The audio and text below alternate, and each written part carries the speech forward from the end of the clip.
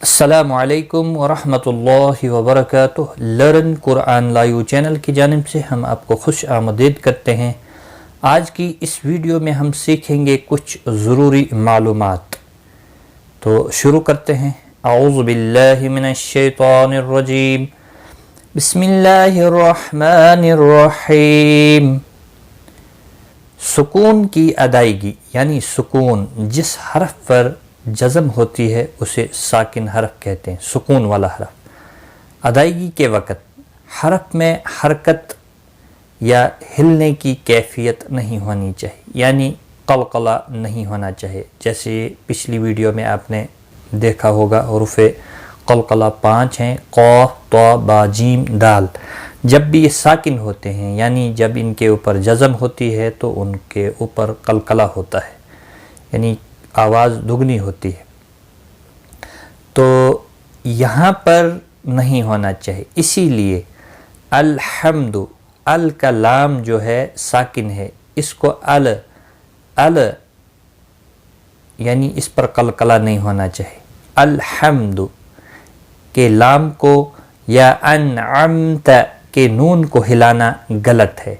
जिस तरह से आप नमाज में पढ़ते हैं, सूरतुल फातिहा के अंदर ये अल्फाज मौजूद हैं, अल्हम्दु, अलहम्दु नहीं पढ़ना है, अल्हम्दु। लाम को हिलाना नहीं यानी कलकला नहीं करना है। इसी तरह से अन नहीं करना है, अनअमत, इस तरह से आपने इसकी अदायगी करनी है, ये खास ख्याल रखेंगे। अनअमत अलैहिम, अनअमत नहीं करना है, अनअमत अलैहिम गैरिल मग़दूबि अलैहिम वलद्दाल्लीन। सूरतुल फातिहा के अंदर ये दोनों अल्फाज मौजूद हैं। अब आइए नीचे। कुरान करीम में 4 ऐसे अल्फाज हैं जो स्वाद से लिखे जाते हैं और स्वाद पर छोटा सा सीन भी लिखा जाता है। उनको पढ़ने का तरीका, वो मुकाम इसमें दिए हुए हैं, जिस मुकाम पर वो आता है, यानी वो सूरत जहाँ पर स्वाद लिखा होता है और उसके ऊपर सीन होता है। पहली सूरत उसकी सूरतुल बकरा में मौजूद है, आयत नंबर 32 में। इसी तरह अल आराफ में, आयत नंबर नहीं, ये रुकू नंबर 32 है। इसी तरह आराफ में रुकू नंबर 9 के अंदर। इसी तरह से तूर रुकू नंबर 2 के अंदर, सूरतुल गाशिया रुकू नंबर 1 के अंदर। तो ये अल्फाज मौजूद हैं। तो अब कहाँ पर सीन पढ़ना है और कहाँ पर स्वाद पढ़ना है, वो यहाँ पर पढ़ने का तरीका दिया हुआ है, ये आप याद रखें। पहले 2 आप याद रखें, पहले 2 में सीन पढ़ना है, और यानी सूरतुल बकरा और अल आराफ में, और फिर सूरतुल तूर में स्वाद और सीन दोनों पढ़ सकते हैं, लेकिन बेहतर है कि आप स्वाद ही पढ़ें। इसी तरह से सूरतुल गाशिया में सिर्फ स्वाद पढ़ेंगे, सीन नहीं पढ़ा जाएगा। तो अब इसको कैसे पढ़ना है?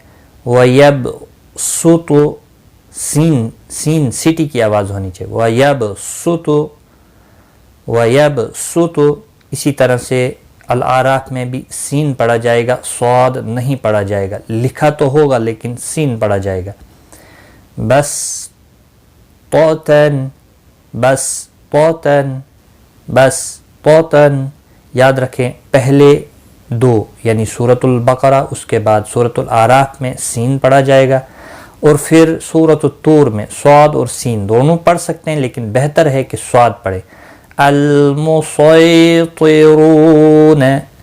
अल-मुसैतिरून,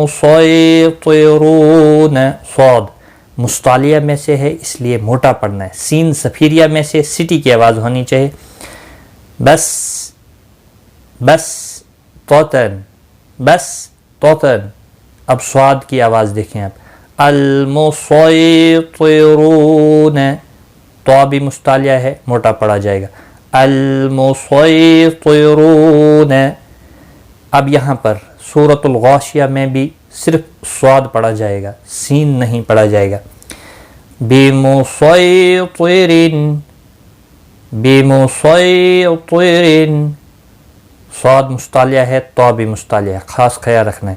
بمسیطرن صاد پڑھنا ہے، سین نہیں پڑھنا ہے سورۃ الغاشیہ میں۔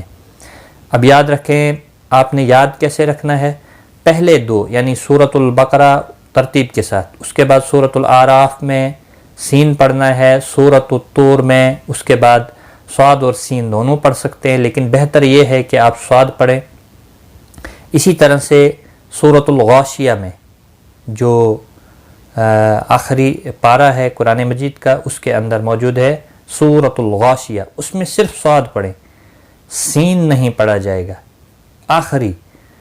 تو یہ 4 مقامات ہیں جہاں پر آپ نے اس طرح سے اس قاعدے کو استعمال کرنا ہے، یعنی پہلے 2 میں سین، پھر تیسرے میں صاد اور سین، بہتر ہے صاد پڑھیں، اور چوتھے میں صرف صاد پڑھیں۔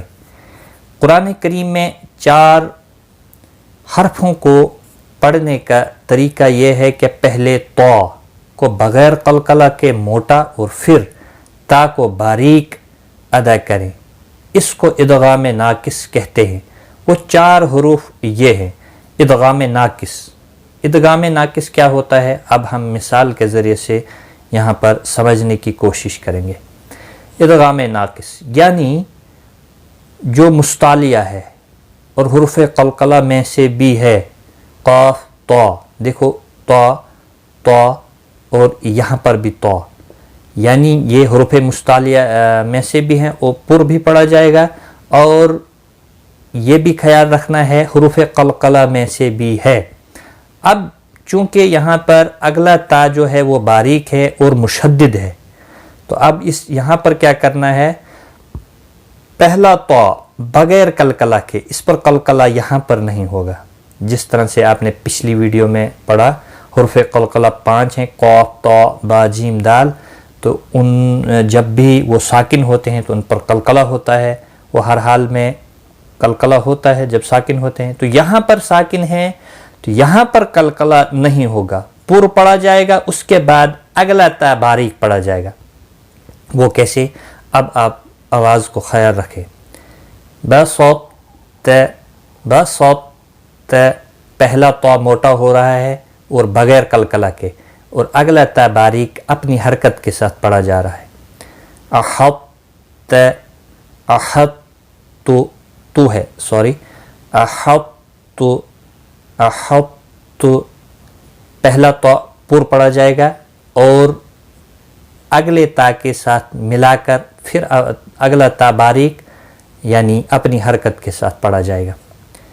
ما فرطت ما فرطتم یعنی پہلا تو پر پڑھنا ہے، اس کے اگلی تو کے ساتھ ملا کر پھر اگلا تا جو ہے باریک اپنی حرکت کے ساتھ پڑھا جائے گا۔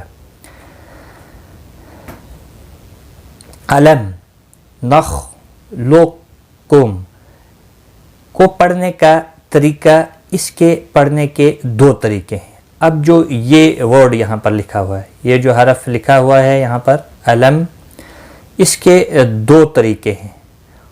قاف کی آواز کو بالکل ختم، یعنی یہ جو قاف ساکن ہے، یا تو بالکل ختم کر کے صرف ایک کاف مشدد ادا کریں، یعنی اگلا کاف ادا کریں آپ جو باریک ہے، اس کو ادغام تام کہتے ہیں، یاد رکھیں۔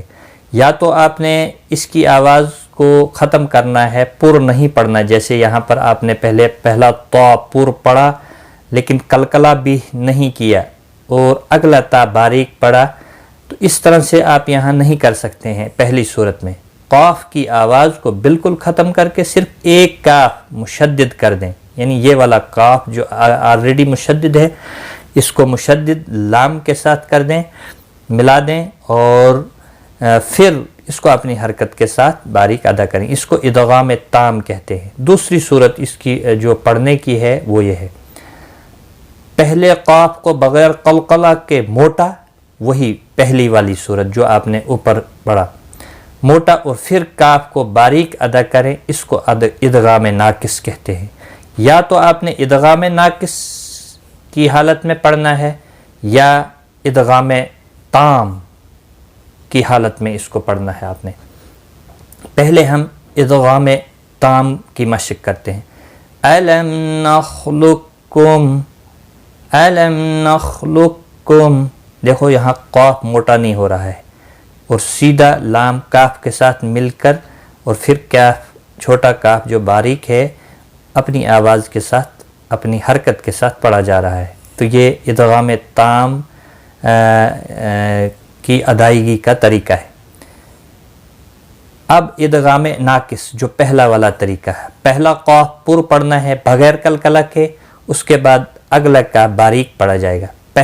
پہلے کاف کو بغیر قلقلہ کے موٹا اور پھر کاف کو باریک ادا کریں، اس کو ادغام ناقص کہتے ہیں. تو اب ادغام ناقص کی ہم پریکٹس کرتے ہیں. الم نخلقکم، الم نخلقکم، الم نخلقکم. یعنی قاف موٹا پڑھا جائے گا بغیر قلقلہ کے، پھر اپنی حرکت کے ساتھ اگلا باریک کا پڑھا جائے گا. تو ہمیں امید ہے کہ آج کی اس ویڈیو میں آپ کو اچھی طرح سے یہ سمجھ آئی ہوگی.